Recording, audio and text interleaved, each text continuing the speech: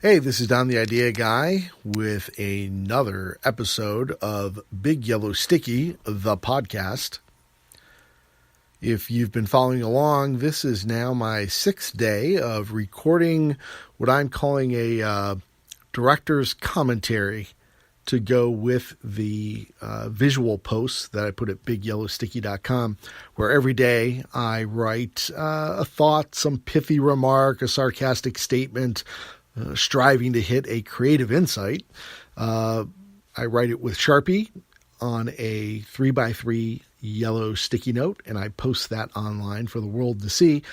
This is my 5th year doing this. I do it every single day. And this year I decided that I would add this podcast as a commentary to go along with it, because when I meet people who enjoy what I'm doing on bigyellowsticky.com, they have honored me by saying, you know what, it's interesting that you posted that thing on that day because I was going through a situation and that message just kind of spoke to me. And the big secret that I tell people about these yellow sticky notes is that they're actually notes to myself. And I'm really happy that they've kind of resounded with the folks out there, hopefully including you. And it's great. It just tells you that we're all going through these universal issues, and it's good if we can learn from each other. So this year I decided to add a commentary track via this podcast to go with each one of the sticky notes I post to give some additional insight into what's going on behind the message, because there's only so much information I can fit on those 3x3 pieces of paper. So today's episode is titled Fail Rate, and it's for a sticky note that was posted on January 6, 2019. The message says, 90% of your projects will fail, but your odds of success increase with each failure.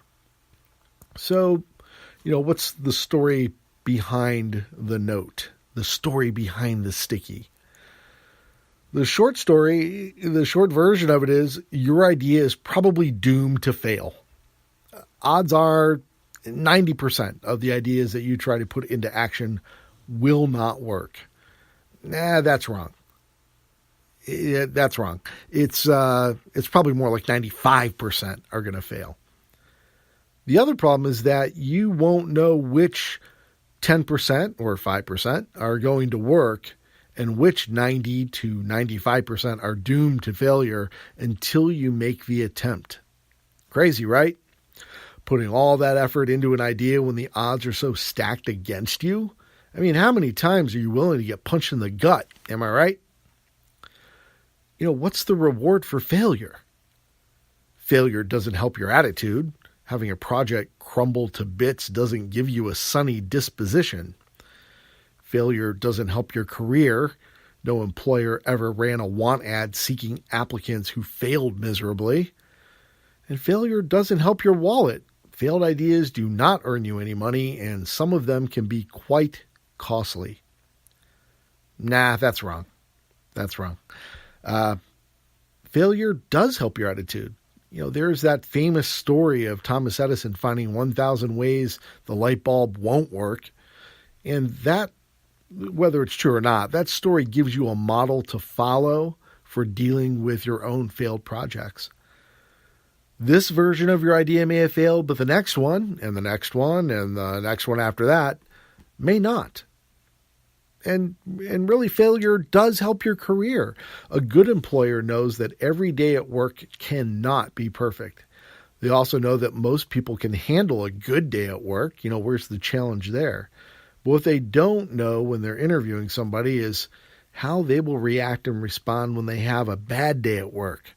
When their coworkers take that last bit of coffee from the coffee pot and don't fill it again. Or when the client says no, or a project had a mistake made in it, and even if it was the client's fault, the company still has to take the hit for it. How an employee responds when you're having a really crappy day at work is a lesson learned from other projects failing in your life. At your next job interview, find a way to work in a great story about a chance you took that didn't go your way. Talk about how you dealt with the setback and what you did to rebound from the failure. And failure does help your wallet.